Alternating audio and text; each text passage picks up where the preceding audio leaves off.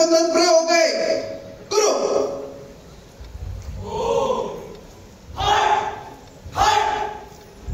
यामध्ये मातृभूमीला वंदन केले जात आहे.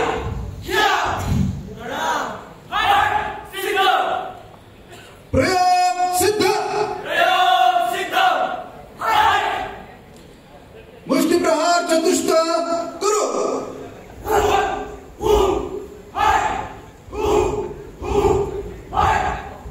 चारी दिशांना प्रतिकार करण्यासाठी मुष्टिप्रहार चतुष्क हा प्रयोग केला जातो. प्रहार सिंहध्वज चतुष्क करो.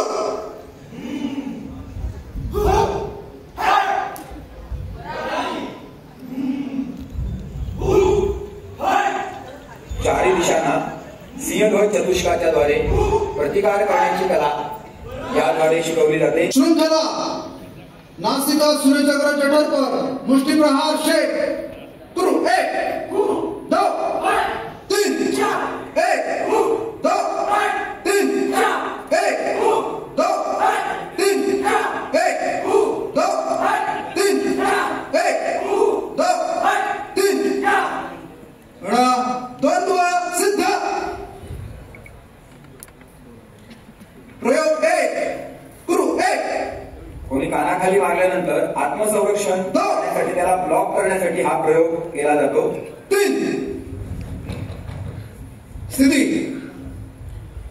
प्रयोग 2 1 पाठीमागून आपल्याला कोणी ब्लॉक केले तर त्यामधून कशी सुटका करून घ्यायची 2 आणि आपलं रक्षण करायचं आणि तुला नामोहरण करण्यासाठी हा प्रयोग केला जातो. प्रयोग 3 करू. 1 अचानक कोणी केस पकडले आणि त्याला प्रतिकार करण्याची वेळ आपल्याला तर या प्रसंगी आपण काय करू शकतो हे दर्शवणारा हा प्रयोग आहे.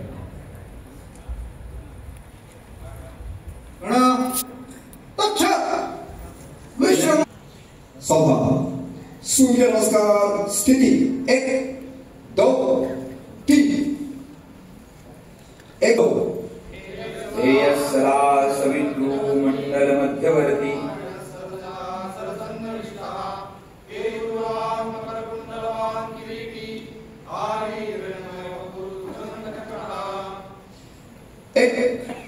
सूर्य नमस्कार म्हणजे 12 आसनांची अखंड साखळी.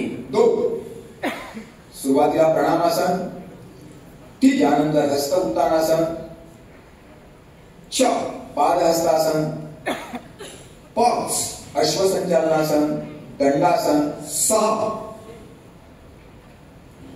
7 भुजंगासन, 8 अधोमुख श्वानासन, 9 अश्वसंचालनासन, 10 आणि पादहस्तासन. सूर्य नमस्कार स्थिती पूर्ण. सूर्य नमस्कार स्थिती सोडतो. 1 2 स्वीकारलेला भारताचा वारसा म्हणजे योग साधना. त्या माध्यमातून सर्व जगाला 8 निरोगी आणि स्वस्थ आपण ठेवू शकतो अशा प्रकारचा आशावाद या माध्यमातून जागवलेला आहे. तती 5 मध्ये ताडासन स्थिती. 1 2 बाजूला अर्धचक्रासन. 1 2 विविध आसनांच्या माध्यमातून एक आसनांची शृंखला आपल्या समोर स्वयंसेवकांनी साजरी केलेली आहे. आसन स्थिती सोडणार आहोत. 1 वक्रासन स्थिती सोडणार आहोत. 1 2 दुसरी बाजू. 1 2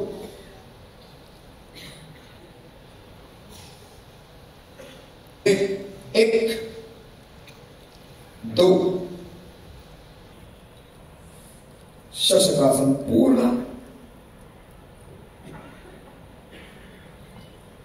शशकासन सोडायचंय. 1 2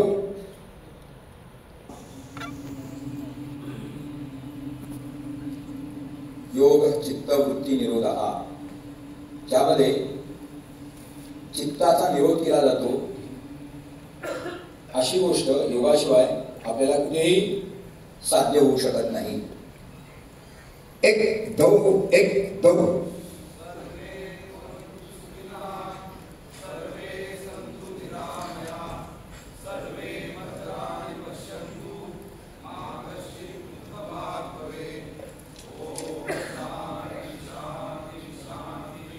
सुस्वर आणि लयाबद्ध पुरुषवादन हे संघाचं वैशिष्ट्य राहिलेले आहे.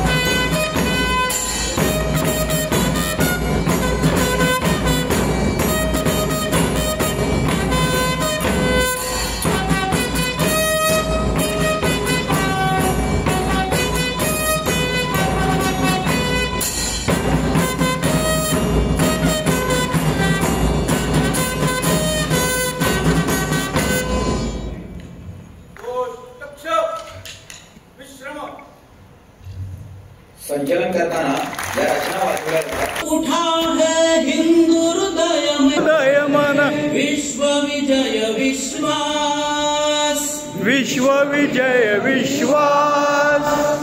करवट बदल रहा है देखो, वट बदल रहा है देखो. भारत का इतिहास, भारत का इतिहास. सदियों से विस्मृत गौरव का, सदियों से विस्मृत गौरव का भारत माँ परिचय देगी, भारत माँ परिचय देगी.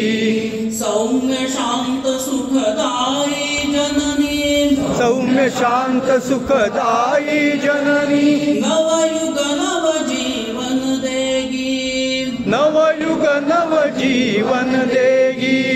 उस जीवन दर्शन से होगा, उस जीवन दर्शन से होगा मानव धर्म विकास, मानव धर्म विकास. पश्चिम के असफल चिंतन का, पश्चिम के असफल चिंतन का शनै शनै हो ह्रास, शनै शनै हो ह्रास. करवट बदल रहा है देखो, करवट बदल रहा है देखो. भारत का इतिहास, भारत का इतिहास. ग्रीक मिटे यूनान मिट गए, ग्रीक मिटे यूनान मिटे. भरत भूमि है अविनाशी, भरत भूमि है अविनाशी. आदि अनादि अनंत राष्ट्र है, आदि अनादि अनंत राष्ट्र है. संस्कृति शुचिता अभिलाषी, संस्कृति सुचिता अभिलाषी. भोगवाद के महल ढह रहे, भोगवाद के महल ढह रहे. बदल रहा इतिहास, बदल रहा इतिहास. बुझा सके हिंदुत्व सुधाही, बुझा सके हिंदुत्व सुधाही. अब वसुधा की प्यास, अब वसुधा की प्यास. करवट बदल रहा है देखो, करवट बदल रहा है देखो. भारत का इतिहास, भारत का इतिहास. 17 बार क्षमा अरिदल को, 17 बार क्षमा अरिदल को. ऐसी भूल न अब होगी, ऐसी भूल न अब होगी. कोटि कोटि बाहों वाली माँ, कोटि कोटि बाहों वाली माँ. ना अबला कहलाएगी, ना अबला कहलाएगी. देश विघातक षड्यंत्रों का, देश विघातक षड्यंत्रों का निश्चित निकट विनाश, निश्चित निकट निवास. एक अखंडित भारत देगा, एक अखंडित भारत देगा. अनुपम विमल प्रकाश, अनुपम विमल प्रकाश. करवट बदल रहा है देखो, करवट बदल रहा है देखो. भारत का इतिहास, भारत का इतिहास. संघ वृक्ष शाखा उपशाखा, संघ वृक्ष शाखा उपशाखा. दसों दिशा में फैल रही, दसों दिशा में फैल रही. हिंदू राष्ट्र की विजय पताका, हिंदू राष्ट्र की विजय पताका. लहर लहर ललकार रही, लहर लहर ललकार करी. केवल सत्ता से मत करना, केवल सत्ता से मत करना. परिवर्तन की आस, परिवर्तन की आस, जागृत जनता के केंद्रों से, जागृत जनता के केंद्रों से होगा अमर समाज, होगा अमर समाज। करवट बदल रहा है देखो, करवट बदल रहा है देखो, भारत का इतिहास, भारत का इतिहास। जाग उठा है हिंदू हृदय में, जाग उठा है हिंदू हृदय में, विश्व विजय विश्वास, विश्व विजय विश्वास। करवट बदल रहा है देखो, करवट बदल रहा है देखो, भारत का इतिहास, भारत का इतिहास। करवट बदल रहा है देखो, करवट बदल रहा है देखो, भारत का इतिहास, भारत का इतिहास। विनय वसंत आंबोलकर हे रत्नागिरीतील ज्येष्ठ कायदेतज्ञ आहेत.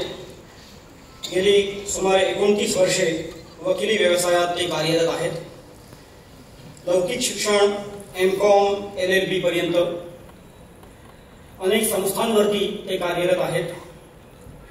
न्यू एज्युकेशन सोसायटी फाटक हायस्कूल या संस्थेचे ट्रस्टी आणि उपाध्यक्ष, त्याचबरोबर भागेश्वर न्यास, आशादीप संस्था, मंगलमूर्ती प्रतिष्ठान अशा अनेक संस्थांचे ते ट्रस्टी आहेत.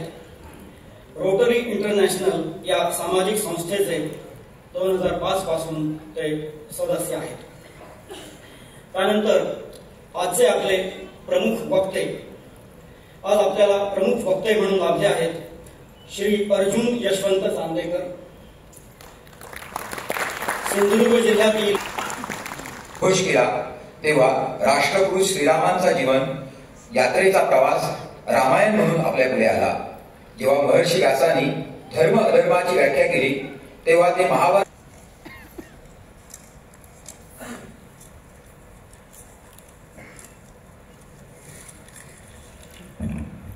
सर्वांना नमस्कार.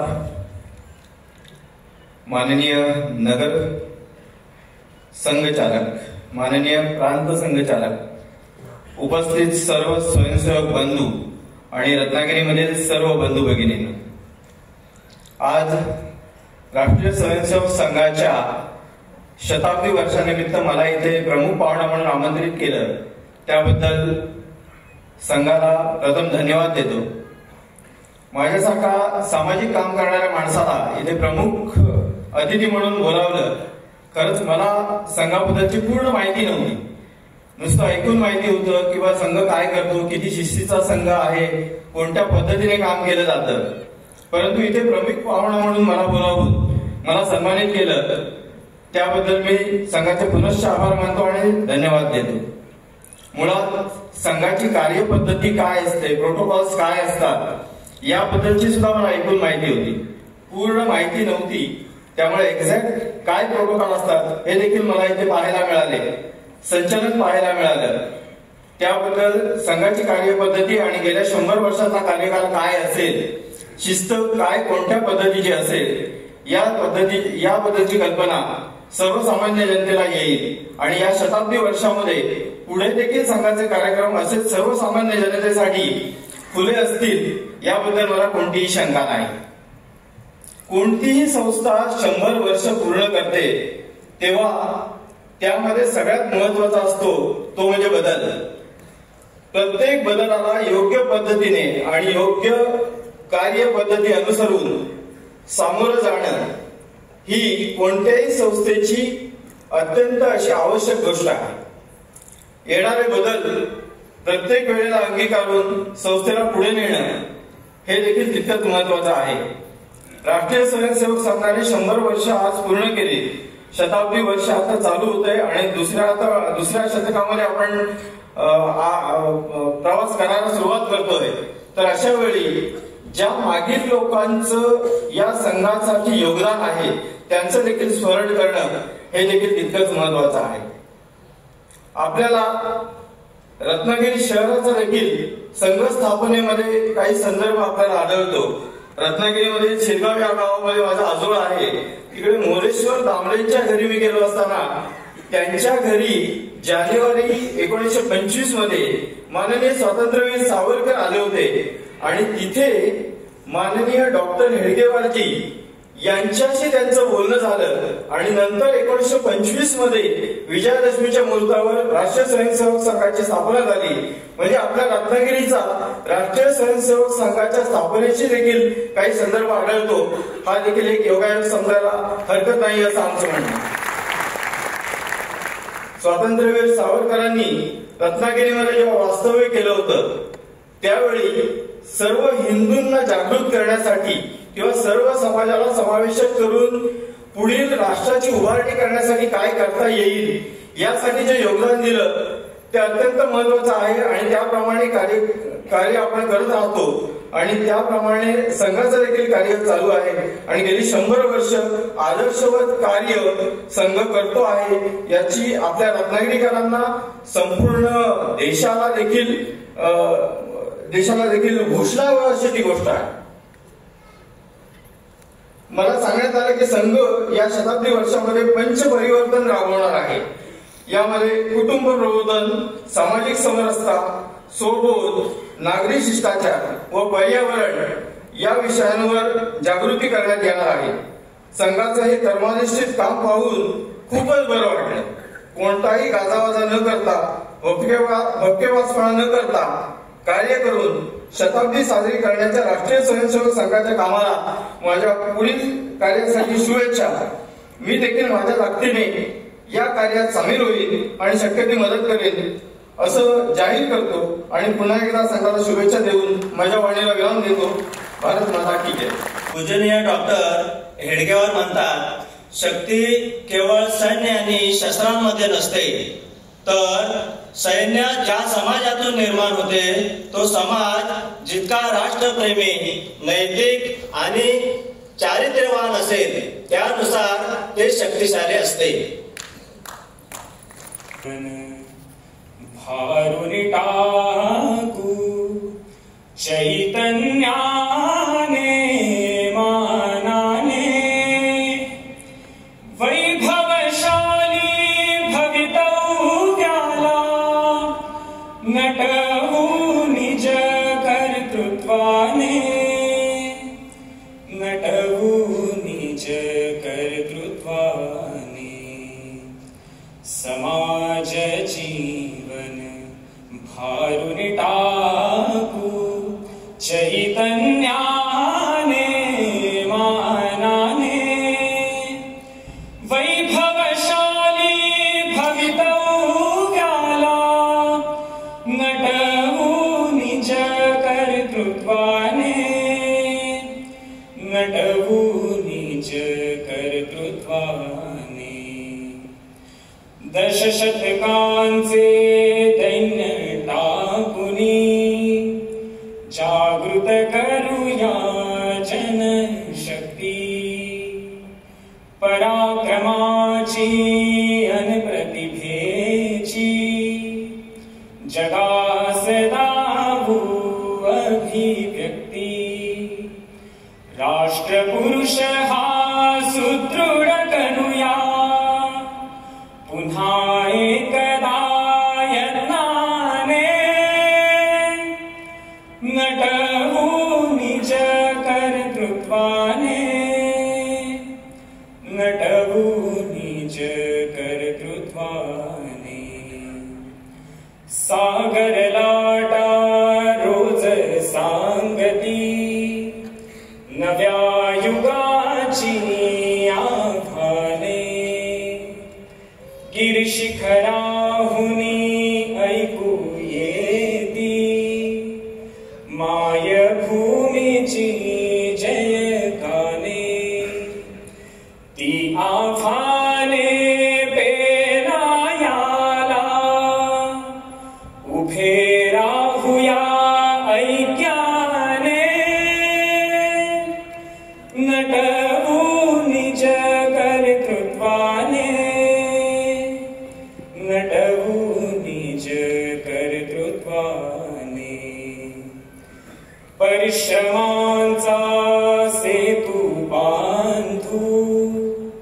संघटनेच्या दल भारे नको गुणाची कृपा आपणा आक्रमुधरती नभसारे व्यक्ती व्यक्तीच्या कर्तृत्वाला उधाण आणू सहजपणे नटवू निज कर्तृत्वाने नटवू निज कर्तृत्वाने भेदभावना भिंती पाडू समतेची गाथा गाऊ उच्च नीचता काढून टाकू नवी दिशा नवगती घेऊ कलिकालावरी मात करूया तेज भारल्या भक्तीने नटवू निज कर्तृत्वाने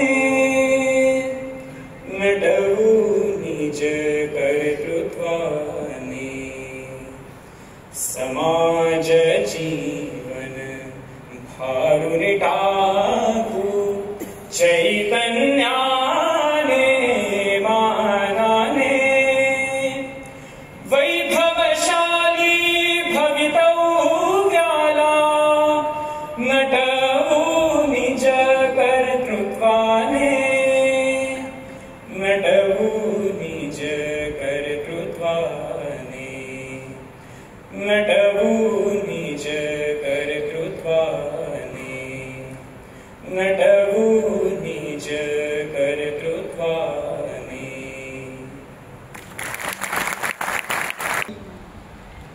माता भगिनी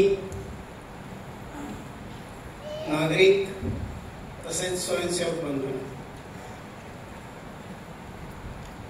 विजयादशमीच्या पूर्वसंध्येला रत्नागिरी नगराच्या या उत्सवामध्ये आपण सगळेजण उपस्थित आहात. उत्सव तसा दरवर्षीच आहे, वेगळं काही नाही. फक्त पार्श्वभूमी आहे ती संघ कार्याला 100 वर्ष पूर्ण झाली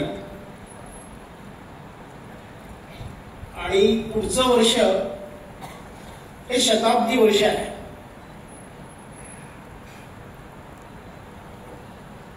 आणि त्या पार्श्वभूमीवरती काही संकल्प असतील, काही योजना असतील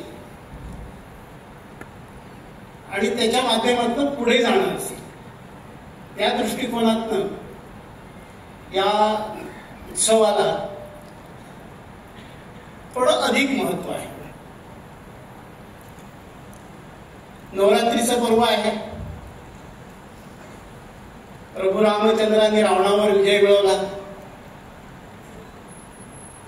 पांडवांनी आपली शमीच्या त्या झाडाच्या ढोलीमध्ये ठेवलेली शस्त्र ही पुन्हा ताब्यात घेतली आणि विजयासाठी सिद्ध झाले. कौत्साला दक्षिणा देण्यासाठी सुवर्ण मुद्रा हव्यात म्हणून कुबेराने आपट्याच्या झाडावरती सुवर्ण मुद्रांचा पाऊस पाडला. कौत्साने आपल्याला जेवढे हवे तेवढे घेतले आणि बाकी सोनं म्हणून समाजाने लुटलं. अशा प्रकारे आपण या सगळ्या विजयादशमीचं वर्णन करतो. नवरात्रीची उपासना यालाही एक महत्व आहे आणि मुळातच उपासना आणि शक्ती या दोन्ही शब्दांना आपल्या धर्मामध्ये, आपल्या संस्कृतीमध्ये, परंपरेनुसार एक वेगळं महत्व आहे. उपासनेमुळे मनस्सामर्थ्य वाढतं आणि शक्तीची उपासना केल्यामुळे शक्ती तर प्राप्त होतेच, पण शक्ती म्हणजे केवळ जिला आसुरी म्हणतो अशा प्रकारची शक्ती नाही, तर संयमामध्ये खरी शक्ती असते आणि ती शक्ती आपण संयमाच्या माध्यमातून याला आपण नवरात्रातले उपवास किंवा काही संकल्प म्हणतो, व्रत म्हणतो, तर त्यातनंही आपल्याला प्राप्त होत असते. आणि म्हणून या सगळ्या सण परंपरा याचा आपल्या जीवनामध्ये एक महत्व आहे. समाज बांधणी, समाजाची धारणा, समाजाची मानसिकता ठीक ठेवण्यासाठी या सगळ्याची रचना आपल्या ऋषीमुनींनी आपल्या चिंतनातनं केलेली आहे. ती उगाच अशी कुठेतरी कोणीतरी काहीतरी सांगितलं आणि उदयाला आलं अशा प्रकारची स्थिती नाही. आणि म्हणून साधना ही कशी असते, तर त्या साधनेच्या एकूण जो परिणाम दिसतो त्या साधनेचा परिणाम म्हणून व्यक्ती किंवा समाज हा आपल्या ध्येयपूर्तीकडे जाण्यासाठी सतत प्रयत्न करत असतो आणि त्यातनं त्याला यश प्राप्त होत असतं. संघाची शताब्दी मी म्हटली, 100 वर्ष काही काळ पुढे चालत असतो आणि काळ पुढे चालत असताना त्या गतीने व्यक्ती असेल किंवा संघटना असेल त्याचं वय वाढत असतं. म्हणजे आपण आता काहीही न करता पुढच्या विजयादशमीपर्यंत इथंच जरी बसून राहिलो सगळे, तरी सुद्धा पुढच्या विजयादशमीला आपलं सगळ्यांचं आयुष्य 1 वर्षाने वाढलेलं असणार. आणि राष्ट्र जीवनामध्ये किंवा समाज जीवनामध्ये एखादी संघटना 100 वर्ष चालणं आणि एकूण आत्ता समाजामध्ये असलेलं वातावरण, त्याची पार्श्वभूमी, याचं आश्चर्य असणं आणि आश्चर्य नसणं ह्या दोन्ही गोष्टी आहेत. पण संघ त्याच्याकडे बघताना अशा समदृष्टीने बघतो. म्हणून शताब्दीचं कौतुक नाही. कौतुक का नाही? केव्हा 100 वर्षापूर्वी पूजनीय डॉक्टर हेडगेवार यांनी संघ सुरू केला त्यावेळी त्यांच्या मनामध्ये असलेलं काम, याला आपण अंतिम ध्येय म्हणून, ते पूर्ण झालं का आपण? इथपर्यंत आपण किती पोहोचलो? तर त्याचा अंदाज घेतल्यानंतर असं लक्षात येतं, आढावा घेतल्यानंतर असं लक्षात येतं की आपण तिथपर्यंत अजून पोहोचलेलो नाही. आणि म्हणून तशा अर्थाने काही काम झालंय आणि आपण मिरवावं, संघाने मिरवावं अशी स्थिती नाही. आणि म्हणून एकूणच या पुढच्या संपूर्ण वर्षाची जी रचना आहे ती राहिलेलं काम आपल्याला लवकरात लवकर पूर्ण कसं करता येईल आणि ते काम पूर्ण करण्यासाठीचे हात कसे वाढवता येतील या दिशेने सगळ्या कार्यक्रमांची रचना आणि विचार हा त्याच्यामध्ये केलेला आहे. पण स्वाभाविकपणे आपण समाजातलं वातावरण बघितल्यानंतर आपल्याला असं जाणवते की आपण आत्ता एका अर्थी संपूर्ण देश हा एका परिवर्तनाच्या उंबरठ्यावरती उभा असलेला आपल्याला दिसून येतो. आणि म्हणून स्वाभाविकपणे आपण ज्यावेळी मागे वळून बघतो त्यावेळी या सगळ्या कामाचा आढावा घ्यावा असं थोडंसं वाटतं. आणि म्हणून मुळामध्ये या काळामध्ये संघाची स्थापना झाली त्या काळामध्ये अनेक संघटना कार्यरत होत्या, अनेक संस्था होत्या, वेगवेगळ्या प्रकारचं काम करत होती, वेगवेगळ्या संस्था वेगवेगळे विषय घेऊन काम करत होते. त्यांनी चांगलं परिणामकारक काम केलं, त्याचे परिणाम दिसले, आजही आपण त्या परिणामांचा अनुभव घेतो. पण हे सगळं पुरेसं होतं का? तर हे पुरेसं होतं असं नाही, सर्वसमावेशक होतं असं नाही. आणि म्हणून त्या काळामध्ये एवढ्या सगळ्या संघटना, संस्था, मंडळी काम करत असताना सुद्धा पूजनीय डॉक्टरांना असं वेगळं काम का सुरू करावं असं वाटतं. पूजनीय डॉक्टरांच्या एकूण सगळ्या जीवनाकडे बघितल्यानंतर असं लक्षात येतं त्यांना फार मोठी सामाजिक राजकीय पार्श्वभूमी ती अशातला भाग नाही. पण जन्मजात देशभक्त म्हणावं अशा प्रकारचा पिंड त्यांचा होता. म्हणजे केवळ वयाच्या 7व्या-8व्या वर्षी व्हिक्टोरिया राणीच्या राज्याभिषेकाला 60 वर्ष पूर्ण झाली आणि म्हणून शाळेमध्ये मिठाई वाटली गेली. कोणालाही मिठाई म्हटलं, जिलेबीचं नाव घेतलं तरी तोंडाला सहज पाणी सुटतं. पण ती वाटलेली मिठाई त्या बाबाने कचरा कुंडीमध्ये फेकून दिली. का फेकली? तर ज्या राणीचं राज्य आमच्यावरती आहे आणि आमच्यावरती अत्याचार चालवलेले आहे, तर अशा राणीच्या राज्यारोहण सोहळ्याचं आम्हाला काय पडलं? त्यामुळे मी ती मिठाई खाणार नाही असा 7-8 वर्षाचा एक बाल सांगतो. कुठून एवढी समज आली? हे कुठंतरी त्या पिंडामध्ये जन्मजात देशभक्त ज्याला म्हणतात अशातून समोर आले. 1905 साली बंगालची फाळणी झाली आणि वंदे मातरमचा नारा संपूर्ण देशभरामध्ये गुंजला. अशा वेळेला शाळेमध्ये असताना शाळा तपासायला आले. पहिल्या वर्गात गेले त्यावेळी असं लक्षात आलं की सगळ्या विद्यार्थ्यांनी वंदे मातरमचा जयघोष करून स्वागत केलं. दुसऱ्या वर्गात गेले तेच चित्र, संपूर्ण शाळेमध्ये वंदे मातरमचा जयघोष घुमघुमू लागला. आणि त्याचा परिणाम असा झाला की दुसऱ्या दिवशीपासून शाळा बंद झाली. याच्या मागचा सूत्रधार कोण आहे तो सांगा आणि नंतर मग वर्गात बसा. बरेच दिवस शाळा बंद राहिली, पण कोणीही नाव सांगायला तयार नाही. शेवटी काही पालकांनी तडजोड केली आणि म्हणाले की प्रत्येक मुलाने समोर यायचं आणि तू केलंस का असं विचारलं तर मान हलवायची, नाही म्हणून नाही म्हणायचं नाही, होय म्हणायचं नाही, अशी काही ती कसरत करायची. त्याप्रमाणे झालं. पण त्याही गोष्टीला 2 विद्यार्थी तयार झाले नाही. त्यातला एक होता बाल केशव, डॉक्टर केशव बळीराम हेडगेवार. दुसऱ्या विद्यार्थ्याचं नाव हे काही माहिती नाही. आणि मग अशा शाळेमध्ये आपण शिकायचं नाही असं म्हणून ते मग आपल्या ज्या राष्ट्रीय शाळा होत्या त्यामध्ये शिक्षण पूर्ण केलं आणि नंतर मग बंगालमध्ये वैद्यकीय शिक्षणासाठी गेले. वैद्यकीय शिक्षण घेणं हे निमित्त होतं, पण क्रांतिकारकांचं बंगालमध्ये चालणारं काम, त्या कामाची माहिती घेणं आणि महाराष्ट्रातलं काम, मध्य भारतातलं काम याच्याशी एक दुवा म्हणून काम करण्याचं त्यांनी ठरवलं आणि त्या पद्धतीने काम केलं. पण काम करत असताना सुद्धा आपल्या अभ्यासामध्ये कुठेही खंड पडू दिला नाही. चांगल्या गुणाने ते उत्तीर्ण झाले. क्रांतिकारक म्हणून काम करत असताना त्यांनी कोकेन हे टोपण नाव त्या सगळ्या एका रचनेमध्ये त्यांना ठेवलं गेलेलं होतं आणि त्या नावाने ते त्या ठिकाणी काम करत होते. अनुशीलन समितीची अगदी कडक अशा प्रकारची परीक्षा होती. ती परीक्षा ते पास झालेले होते आणि अनुशीलन समितीच्या कोर टीम मध्ये ते काम करत होते. वैद्यकीय शिक्षण पूर्ण झाल्यानंतर ते नागपूरमध्ये आले आणि काँग्रेसमध्ये काम करू लागले आणि काँग्रेसच्या सहसचिव पदापर्यंत ते गेलेले होते. काँग्रेसमध्ये कार्य करत असताना प्रामुख्याने स्वयंसेवक दल सांभाळणं अशा प्रकारचं काम त्यांच्याकडे होतं आणि त्यामुळे स्वाभाविकपणे स्वयंसेवक म्हणजे काय आणि त्याच्यासाठी काय करायचं या शब्दाची कल्पना आणि अभ्यास हा त्यांचा त्या ठिकाणी झालेला दिसतो. काँग्रेसच्या अधिवेशनामध्ये चालणारी सगळी चर्चासत्र, विषयांचं चिंतन याचाही अभ्यास ते सातत्याने करत होते आणि हे सगळं करत असताना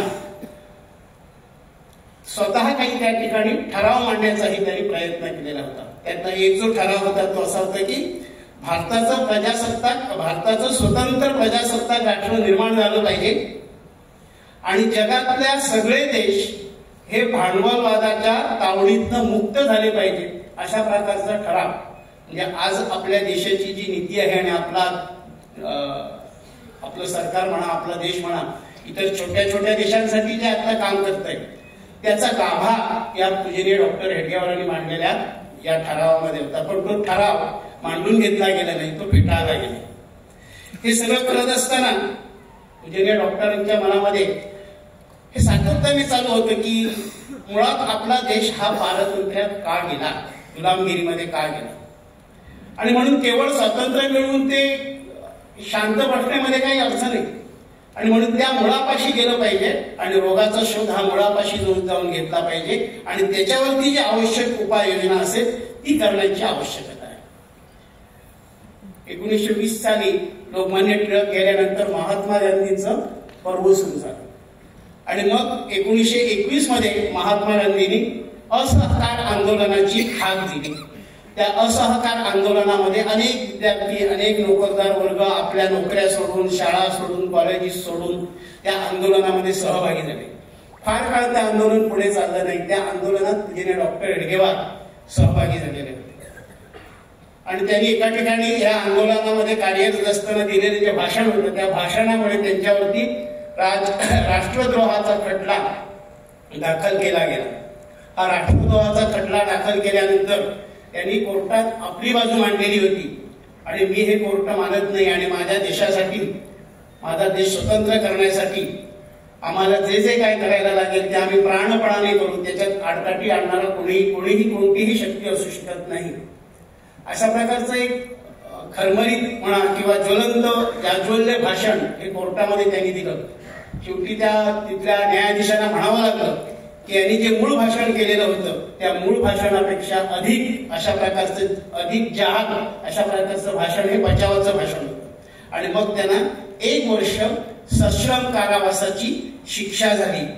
मे 1921 ते जुलै 1922 अशा प्रकारे 1 वर्षाची त्यांना असहकार आंदोलनामुळे सश्रम कारावासाची शिक्षा झालेली होती. हे सगळं करत असताना वेगवेगळ्या मंडळींबरोबर त्यांचं चिंतन चालू होतं आणि चिंतन चालू असताना त्यांच्या मनामध्ये या सगळ्यासाठी आपण वेगळा पर्याय काहीतरी शोधून काढला पाहिजे. त्यांच्या लक्षात आलं की देशासाठी काय करावं असं निर्णय घेणं कुणालाही पडले. मी कोण आहे याचा विसर पडलेला आहे आणि देश आपल्या सामान्य नागरिकांच्या बळावरती उभा राहील, मोठा होईल असं कुणाला वाटत नाही आणि म्हणून या सगळ्यामध्ये देशभावना जागृत केली पाहिजे, राष्ट्रभावना जागृत केली पाहिजे. चारित्र्य संपन्न अशा प्रकारचा समाज जो देशासाठी सदैव वेळ देण्यासाठी तयार असेल असा समाज निर्माण केला पाहिजे आणि म्हणून त्याच्यासाठी त्यांनी काही तरुणांना घेऊन विजयादशमीच्या दिवशी 1925 साली राष्ट्रीय स्वयंसेवक संघाची स्थापना केली. अनेक साधेपणामध्ये त्या तरुणांना घेऊन आजपासून आम्ही संघ सुरू करीत आहोत. कोणताही डामडौल नाही, छोटीशी बैठक करून ते जाहीर केलं. नंतर बाकी सगळे जे विषय जोडले गेले ते हळूहळू त्याच्या आवश्यकतेप्रमाणे काळाच्या ओघामध्ये पुढे त्याचा विकास होत गेला. हे सगळं चालू असताना संघ सुरू झाला. संघ सुरू झाल्यानंतर सुद्धा पूजनीय डॉक्टरांनी या सगळ्या काँग्रेसच्या चळवळीमध्ये, आंदोलनामध्ये भाग घेतलेला आपल्याला दिसून येतो. 21 जुलै 1930 ज्यावेळी मिठाचा सत्याग्रह झाला, तर मिठाचा सत्याग्रह हा समुद्र किनाऱ्यावरती मीठ असल्यामुळे त्या ठिकाणी होता. पण ज्या ठिकाणी मीठ नाही त्या ठिकाणी काय, तर त्या ठिकाणी सरकारच्या बंदी मोडायची आणि काम करायचं म्हणजे तो सत्याग्रह होता. आणि म्हणून मग त्या ठिकाणी त्यांनी जंगल सत्याग्रह केला. कारण जंगलामध्ये जायला, जंगलामधलं झाडं तोडायला किंवा सरपण आणायला किंवा चारा कापायला परवानगी होती. ही सगळी सरकारने आपल्या ताब्यात ठेवलेली होती आणि म्हणून त्यांनी जंगल सत्याग्रह केला. या जंगल सत्याग्रहामध्ये त्यांना पुन्हा 9 महिन्याची शिक्षा झाली 1930 मध्ये, ज्यावेळी एक संघाचे आद्य सरसंघचालक होते. पण त्या सत्याग्रहामध्ये भाग घेताना डॉक्टरनी आपल्या पदाचा राजीनामा दिलेला होता आणि ते सत्याग्रहामध्ये सामील झालेले होते. संघचालक म्हणून त्या ठिकाणी गेलेले नव्हते, सरसंघचालक म्हणून गेले नव्हते. पुन्हा मग त्या ठिकाणी मोकळं झाल्यानंतर, तिथनं मुक्तता झाल्यानंतर पुन्हा ते संघामध्ये आपल्या सरसंघचालक या पदावरती रूढ झाले. हे सगळं करत असताना या सगळ्या जर आपल्याला समस्या सोडवायच्या असतील तर हिंदू समाज हा या देशाचा मूलभूत समाज आहे आणि हा मूलभूत समाज असल्यामुळे या देशाचं जे काही बरं वाईट करायचं असेल ते कोण करेल, तर तो हिंदू समाजच करेल आणि त्याच्या हातामध्ये आहे. आणि म्हणून या हिंदू समाजाला संघटित करण्याचं आणि त्याला सामर्थ्य संपन्न बनवण्याचं, चारित्र्य संपन्न बनवण्याचं काम पुन्हा एकदा जोमाने त्यांनी सुरू केलं आणि अशा प्रकारची संघटना उभी करण्यासाठी सातत्याने आपलं सगळं जीवन जे आहे हे सगळं जीवन त्याच्यासाठी हे करत असताना 2 महनीय व्यक्तींच्या भेटी पण या सगळ्या कालावधीमध्ये झालेल्या होत्या. त्याच्यामध्ये महात्मा गांधींनी 1934 साली डिसेंबरमध्ये 23 डिसेंबरला शिबिर होतं वर्ध्यामध्ये, तर त्या शिबिरामध्ये महात्मा गांधींनी शिबिर बघण्यासाठी आलेले होते आणि शिबिर बघण्यासाठी ज्या दिवशी आले त्या दिवशी पूजनीय डॉक्टर हेडगेवार हे शिबिरामध्ये नव्हते आणि म्हणून मग महात्मा गांधी शिबिरात येऊन गेले असं समजल्यानंतर दुसऱ्या दिवशी डॉक्टर हेडगेवार त्या ठिकाणी महात्मा गांधींना भेटायला गेले त्यांनी सगळी माहिती घेतली, आपलं काम कसं चालतं, आपण हे वेगळं काम का सुरू केलं, जर तुम्ही काँग्रेसमध्ये होता तर मग आणखी वेगळं काम सुरू करण्याची आवश्यकता का भासते. डॉक्टरने सांगितलं की काँग्रेस ज्या पद्धतीने विचार करते, ज्या दिशेने विचार करते, तो विचार जर त्यावरती विचार केला तर असं लक्षात येते की हा काही आपल्या देशातल्या समस्या सोडवण्याचा कायमचा उपाय ठरू शकत नाही. आणि म्हणून या देशातल्या समस्या कायमस्वरूपी जर सोडवायच्या असतील तर त्या सामान्य जनतेच्या, सामान्य नागरिकाला जागृत करूनच त्या सुटू शकतात. आणि म्हणून अशा प्रकारचं माध्यम, संघाचं माध्यम मी स्वीकारलेलं आहे. असं 1940 हा जो 9 जानेवारीचा केसरीचा अंक आहे, त्या केसरीच्या अंकामध्ये ते वृत्त प्रसिद्ध झालेलं होतं. आणि त्यावेळी या शाखेला भेट दिल्यानंतर भारतरत्न डॉक्टर बाबासाहेब आंबेडकर यांनी म्हटलेलं होतं की काही बाबतीत मतभेद असले तरी मी या संघाकडे आपलेपणाने बघतो. अशा प्रकारे या 2 महनीय व्यक्तींनी या संघ कामाचं एका अर्थी कौतुक केलेलं होतं आणि शुभेच्छा दिलेल्या होत्या. म्हणून ह्या सगळ्याचा विचार ज्यावेळी आपण करतो त्यावेळी संघाची वाटचाल आपण बघत असताना आपल्या असं लक्षात येतं की आज 100 वर्ष पूर्ण झाली, 25 वर्षाची पिढी धरली तर 4 पिढ्या गेल्यात, 5वी पिढी सुरू झालेली आहे कामात आहे. हा काळ 100 वर्षाचा काळ इतका सोपा आणि सहज होता का? तर नाही. आणि म्हणून या सगळ्या कामाचे ज्यावेळी आपण टप्पे विचारात घेतो त्यावेळी 1925 साली स्थापना झाली. 1925 ते 1948 या पहिल्या टप्प्याचा विचार केला तर आपल्या असं लक्षात येतं की हा काळ जो होता हा काळ संघटना वाढीचा होता. कशा पण संघटना वाढीचा होता, पण याच्यातही अपेक्षा आणि अवहेलना ह्या सतत चालू.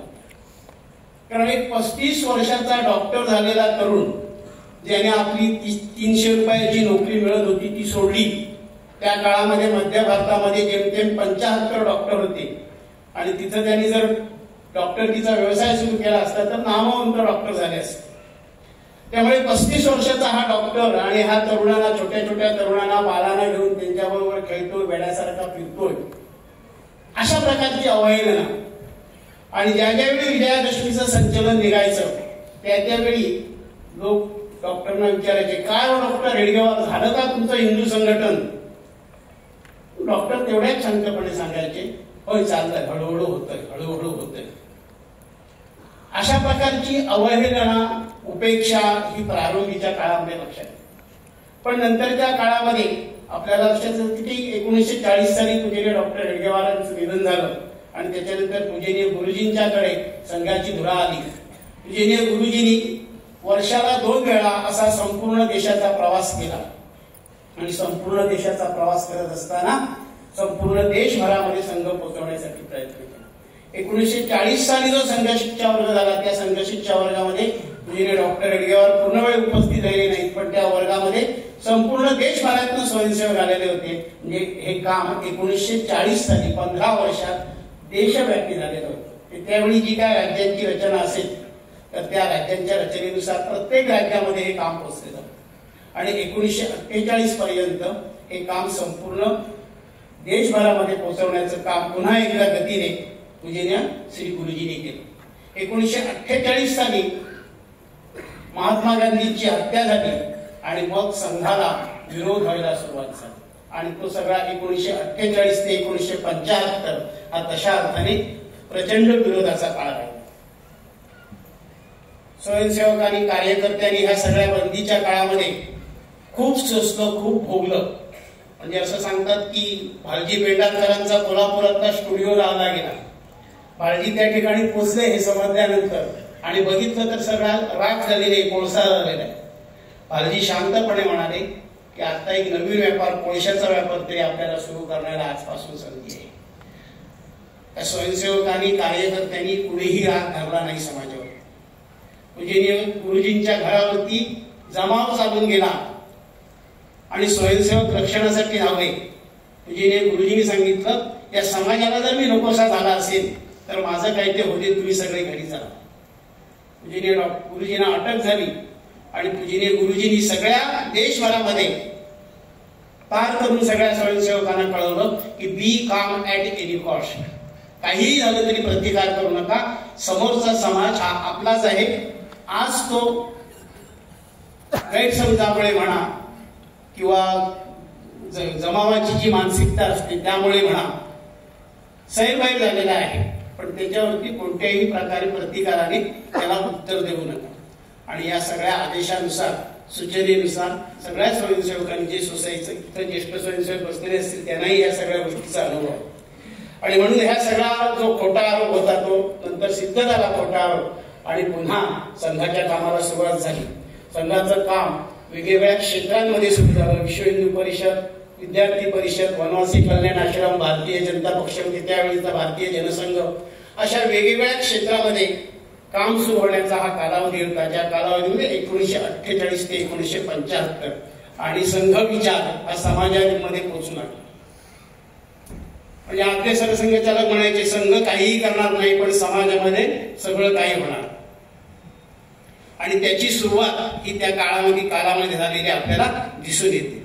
या सगळ्या काळामध्ये आपण बघतोय की 1975 पर्यंत हा जो विरोधाचा काळ होता तो 1975 मध्ये देशावरती आणीबाणी लादली गेली आणि त्यामध्ये संपूर्ण समाज हा संघाबरोबर उभा राहिलेला आपल्याला दिसतो. म्हणजे 1948 सगळे स्वयंसेवक सगळा संघ तुरुंगामध्ये होता. 1975 मध्ये प्रमुख कार्यकर्ते प्रमुख स्वयंसेवक सगळे जेलमध्ये होते. पण समाज हा संघाबरोबर होता आणि संघाबरोबर लोकशाही मार्गाने लढा देऊन पुन्हा एकदा आणीबाणीच्या विरुद्ध मोठा संघर्ष करून समाजामध्ये हा जो सहयोगाचं वातावरण होतं हे सहयोगाचं वातावरण या ठिकाणी निर्माण झालं. म्हणजे पहिला उपेक्षा अवहेलना, त्यानंतर विरोध आणि विरोधाकडून सहयोगाकडे आपण गेलो. आणि या सहयोगाकडे 1975 ते 2000 या काळाचा जर आपण विचार केला तर हा सहयोगाचा काळ. आणि त्यानंतरच्या काळाचा ज्यावेळी आपण विचार करतो आणि सर्वात मोठं असं अभियान त्याला आपण श्रीराम जन्मभूमीचं अभियान म्हणतो. या सगळ्या अभियानामध्ये संपूर्ण समाज हा आपल्यासोबत होता. समाज हळूहळू समजून घ्यायला लागला, समाज हळूहळू जोडून घ्यायला लागला. आणि आपल्या असं लक्षात आलं की हे सगळं करत असताना ह्या सगळ्या काळामध्ये वेगवेगळ्या प्रकारची अभियानं आली. मग त्याच्यामध्ये रामसेतूचं अभियान असेल, अमरनाथ यात्रेचा विषय असेल, गोरक्षेचा विषय असेल, अशा वेगवेगळ्या अभियानांच्या माध्यमातून आपण समाजापर्यंत पोहोचलो. संपूर्ण समाजामध्ये सहभागी झाला. संपूर्ण समाजाने या सगळ्यामध्ये साथ दिली आणि सगळा समाज आपल्या सोबत यायला सुरुवात झाली. पूजनीय गुरुजींच्या जन्मशताब्दीनंतर सद्भाव कार्यासारखा विषय हा आपण सुरू केला आणि समाजामध्ये अधिक गतीने जाण्यासाठी त्याचा आपण स्वीकार केला. स्वीकार्यता जी होती ती 2000 नंतर आपल्याला वाढलेली दिसून येते. या सगळ्यामधला ज्यावेळी आपण विचार करतो त्यावेळी आपण अलीकडे सगळ्यात जो राम जन्मभूमी संदर्भात अनुभव घेतला त्याच्यामध्ये आपल्या सगळ्यांच्या असं लक्षात आलं असेल की निधी संकलनाच्या वेळी सगळा समाज आपल्यासोबत होता. आणि ज्यावेळी प्रत्यक्ष रामलालांची प्रतिष्ठापना झाली त्यावेळी तर समाज पुढे होता आणि संघ मागे होता. अनेक ठिकाणी लोकांनी न सांगता आपापल्या गावामध्ये कार्यक्रम केले, दिवसभराचे कार्यक्रम केले. जे इतके कार्यक्रम झाले असतील की आपल्या तिथल्या तालुका कार्यवाहाला, जिल्हा कार्यवाहाला सुद्धा त्या कार्यक्रमांचा पत्ता नव्हता. इतकी कार्यक्रमांची संख्या आणि व्यापकता संपूर्ण देशभरामध्ये आपल्याला असलेली दिसून आली. पहाटे 5 वाजल्यापासून रात्री 11 वाजेपर्यंत कार्यक्रम हे अनेक मंदिरांमध्ये त्या दिवशी चालू होते. इतकं एक भारलेलं वातावरण एका अर्थाने संपूर्ण देशामध्ये होतं. इथं कोण पुढे होतं? संघ पुढे नव्हता, समाज पुढे होता, समाजातली सज्जन शक्ती पुढे होती. आणि म्हणून या पुढची वाटचाल करत असताना आपल्याला या सज्जन शक्तीच्या आधारावरतीच पुढे जायचं आहे. समाजामध्ये जी सज्जन शक्ती कार्यरत आहे त्या सज्जन शक्तीच्या आधारावरतीच समाज चालतो. संघ असं कधीही म्हणत नाही की आपण चालवतो. संघापेक्षाही खूप मोठी अशी शक्ती समाजामध्ये आहे. एका महंतांनी सांगितलंय की समाजामध्ये 20% माणसं ही दुर्जन असतात, 80% माणसं ही तशा अर्थी सज्जन असतात. पण ही बहुतेक मंडळी अशी असतात की ती कोणाच्या तरी मागे जातात. काही वेळाला ती दुर्जनांच्या पण मागे जाऊ शकतात. आणि म्हणून आपल्याला दिसताना प्रभाव बरेच वेळेला असा दिसतो की अरे ते 20% प्रभावी झालेले आहेत की काय, पण तशी स्थिती नसते खरी.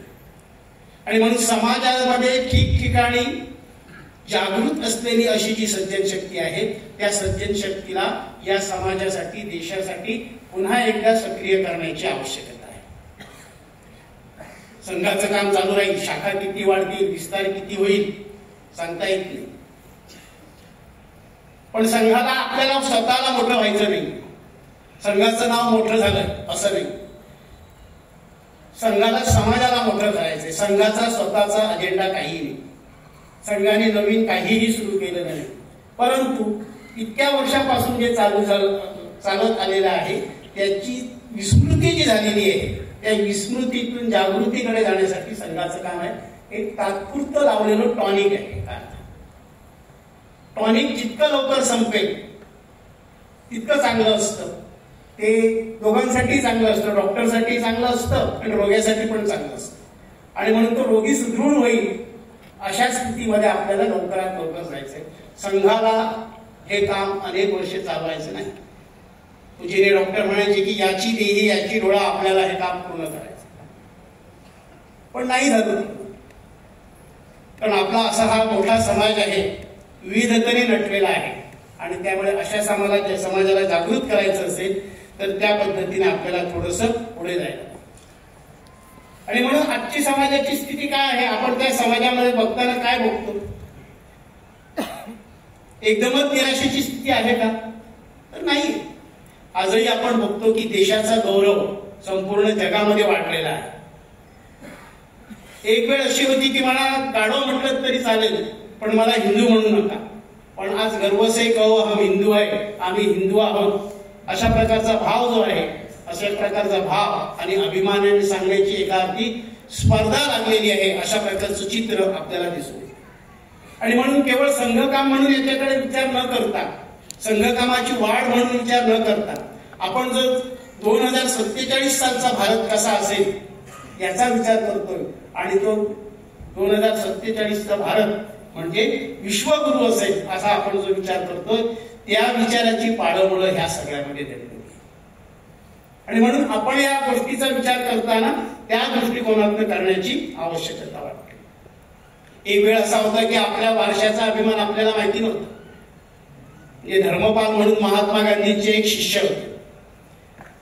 तर महात्मा गांधींनी त्यांना एक काम सांगितलं की या देशामध्ये एक चांगली व्यवस्था होती आणि ती चांगली व्यवस्था मोडकळीला आली आणि ती इंग्रजांच्या काळात मोडकळीला आली. तर या सगळ्याचा अभ्यास तुम्ही केला पाहिजे. मग ते धर्मपाल इंग्लंडमध्ये गेले, त्या ठिकाणी काही वर्ष वास्तव्य केलं आणि इंग्रजांनी आपल्या देशामध्ये राहून जे डॉक्युमेंटेशन केलं होतं त्या डॉक्युमेंटेशनचा तिथल्या लायब्ररीमध्ये अभ्यास केला आणि ब्युटिफुल ट्री नावाचं एक पुस्तक लिहिलं. त्या आत्मचिंतनामध्ये ते म्हणतात आणि इथल्या व्यवस्था किती चांगल्या होत्या पूर्वीच्या या सगळ्याचं त्यांनी विवरण त्याच्यामध्ये केलेलं आहे. तो एक स्वतंत्र विषय आहे. पण त्या आत्मकथनामध्ये ते म्हणताना असं म्हणतात की 1947 साली जेव्हा देश स्वतंत्र झाला त्यावेळी देशाच्या सत्तेची सूत्र ही इंग्रजी शिकलेल्या आणि पाश्चात्य प्रभाव असलेल्या अभिजनांच्या हाती गेली. आणि त्यावेळीच हे निश्चित झालेलं होतं की भारताच्या पुरातन मानदंडांकडे दुर्लक्ष केलं. हे धर्मपालजी म्हणतायत आणि ते सुद्धा महात्मा गांधींचे शिष्य आहेत. आणि म्हणून मग आपल्या देशाला एका अर्थी स्वाभिमानाचा वारसा जो होता, परंपरा जी होती, पराक्रमाची परंपरा होती, ती आपल्याला क्षीण होताना दिसते. पण आज आपण बघतोय तर या वारशाचा अभिमान वाटणारी अशी मंडळी, अशी पिढी आज आपल्या समोर उभी राहिलेली दिसते. युवा वर्गामध्ये सुद्धा अशा प्रकारची भावना ही उत्कट असलेली आपल्याला दिसून येते. देशाची प्रगती, आर्थिक प्रगती असेल, भौतिक प्रगती असेल, तंत्रज्ञान असेल, या सगळ्यामध्ये देश पुढे चाललेला आहे. युवा पिढीच्या आधारावरती पुढे चाललेला आहे. मग चांद्रयान असेल, मंगलयान असेल, संरक्षणामधले वेगवेगळे संशोधन असतील, स्वावलंबन असेल, या सगळ्याच्या वरती एकेकाळी या जगामध्ये शस्त्र विकून व्यापार करणारे आणि शस्त्र स्पर्धा निर्माण करणारी अशा प्रकारची यंत्रणा जगामध्ये होती. पण आपल्या देशामध्ये जी शस्त्र निर्माण केली जातात ही शस्त्र ते दुर्बल देश आहेत त्या दुर्बल देशांचं संरक्षण व्हावं याच्यासाठी. हा फरक जो आहे तो फरक आपण समजून घेतला. वसुधैव कुटुंबकम, जगा आणि जगू द्या, हा जो भाव आहे, ही जी शिकवण आहे, ही शिकवण, हा संदेश हा इथून आपल्याला गेलेला दिसतो. आणि म्हणून या प्रगतीकडे ज्यावेळी बघतो त्यावेळी आपल्याला असं लक्षात येतं की सामान्य नागरिकांचा आत्मविश्वास पण त्याच्यामध्ये वाढलेला दिसून येतो. प्रत्येकाला वाटतंय की काहीतरी होतंय आणि जे होतंय ते चांगलं होतंय. हा सामान्य माणसाचा जो भाव आहे तो भाव त्याचा आत्मविश्वास वाढवण्यासाठी उपयोगी आहे आपल्या लक्षात. आता हे सगळं होत असताना याच्यामध्ये काय असतं की सगळी कामं सरकार करेल आणि सरकारवरचं अवलंबित्व वाढेल तर मग गडबड होत असते. आणि म्हणून या सगळ्यामध्ये जनतेचा सहभाग आणि सहकार्यता ही त्याच्यामध्ये वाढली पाहिजे. प्रत्येकाला वाटलं पाहिजे की हे माझं आहे, ही माझी दायित्व आहे आणि हे मी केलं पाहिजे.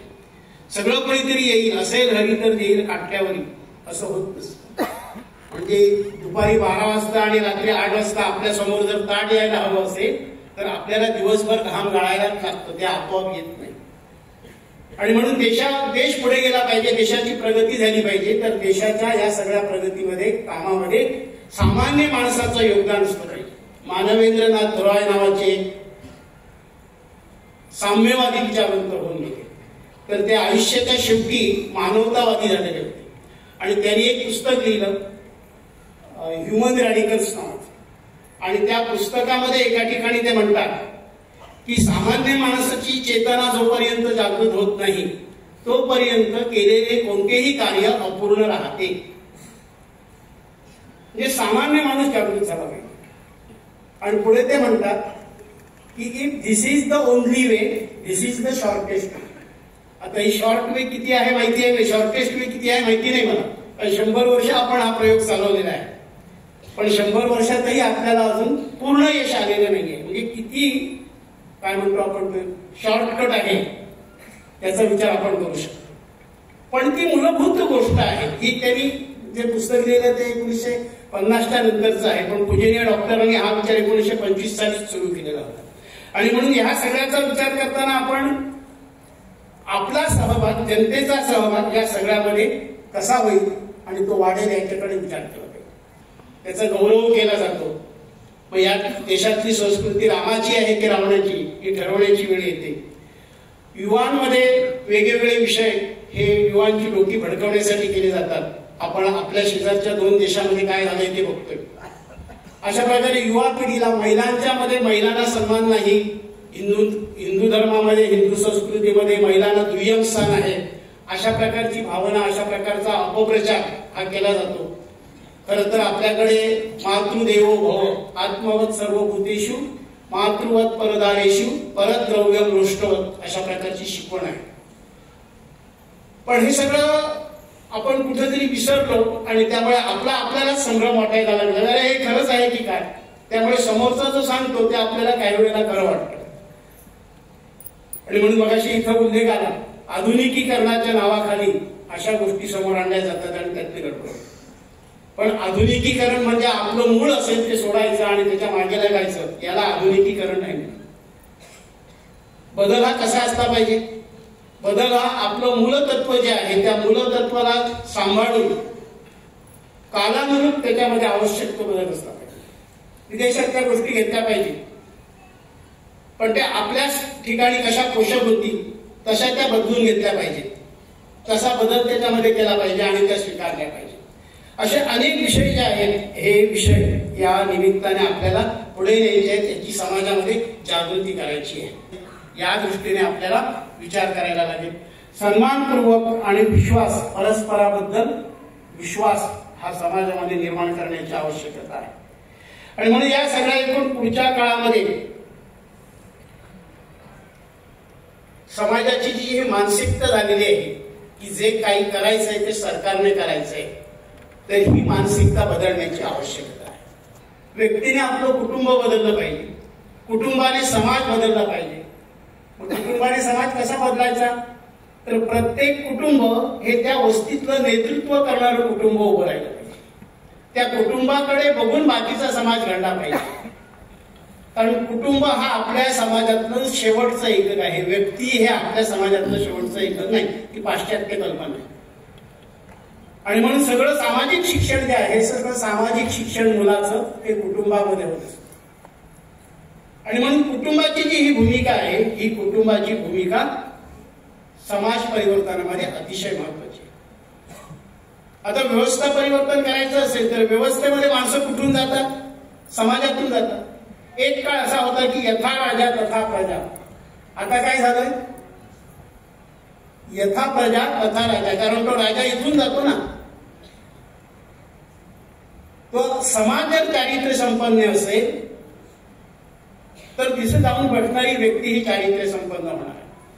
आणि म्हणून समाज परिवर्तन झालं पाहिजे, तर मग तिथे जाऊन बसणारा जो व्यवस्थेमध्ये माणूस बसलेला आहे त्याचं व्यवस्था परिवर्तन होईल. तोही देशाचा विचार करायला लागेल. आणि ह्या सगळ्याचा एकत्रित परिणाम म्हणून जे आपल्याला दिसेल ते परमवैभव दिसणार आहे. आणि म्हणून या दिशेने जाण्यासाठी संघाने मग अशी थोडासा उल्लेख आला की 5 विषयांची चर्चा समाजामध्ये व्हावी, अशा प्रकारचा विचार सुरू केला. संघ आता समाजामध्ये जायला लागला. इतके दिवस जात नव्हता अशातला भाग नाही. कारण स्वतःची शक्ती नसेल तर एखादं काम करण्यात काही पॉइंट नसतो. आणि म्हणून स्वतःची शक्ती वाढल्यानंतर आता आपण चला जरा थोडं समाजात जाऊ आणि समाजामध्ये या विषयांना चालना देऊ. आणि म्हणजे 5 विषय आता चर्चेमध्ये आणलेले आहेत. त्याच्यातला पहिला विषय जो आहे तो आहे स्वबोध. म्हणजे मगाशी म्हटलं तसं आम्ही कोण आहोत, आमची ओळख काय आहे, याची जाणीव समाजाला झाली पाहिजे. आणि आमचा पराक्रम, आमची संस्कृती, आमच्या परंपरा या जर टिकल्या तर हा देश टिकणार आहे, हा समाज टिकणार आहे, याची जाणीव होण्याची आवश्यकता आहे.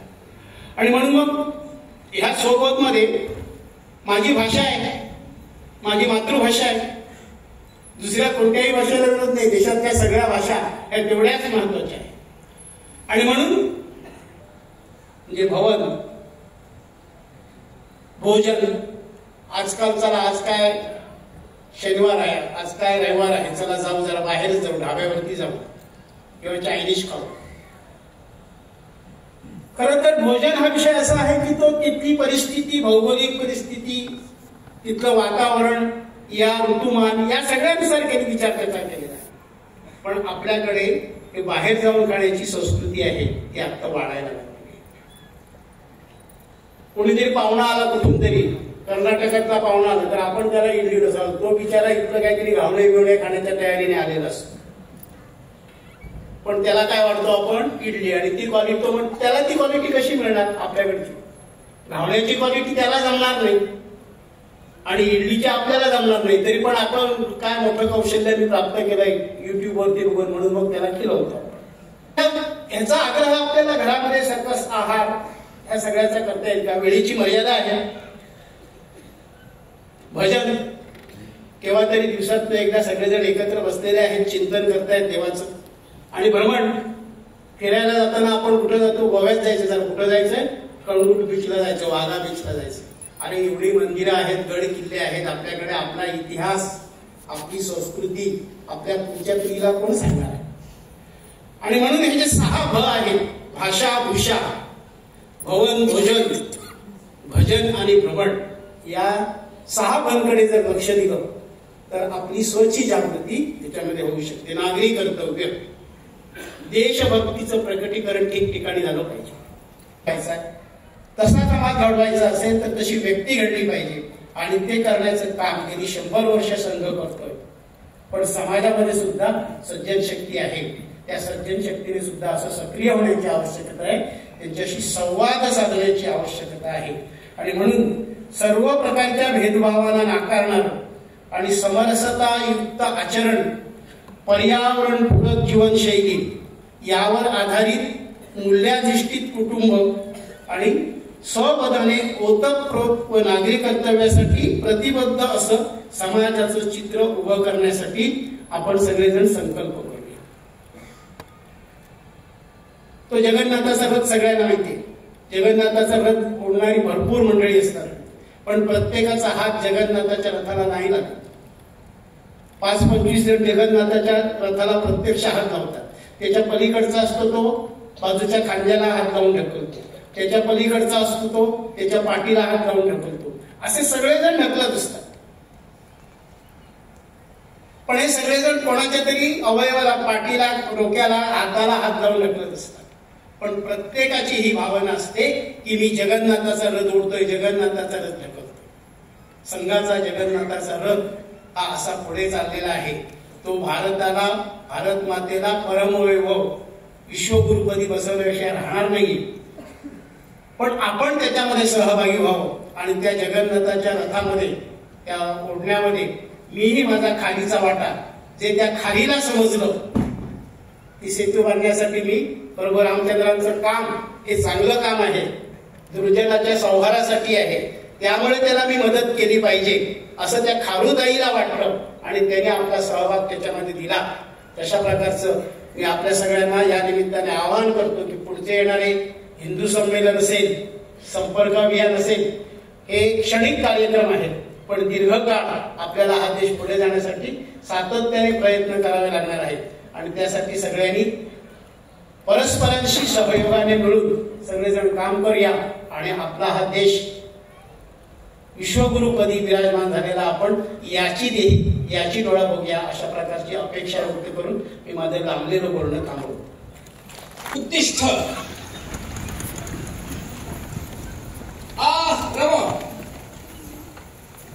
बाहेर पडायचं आहे.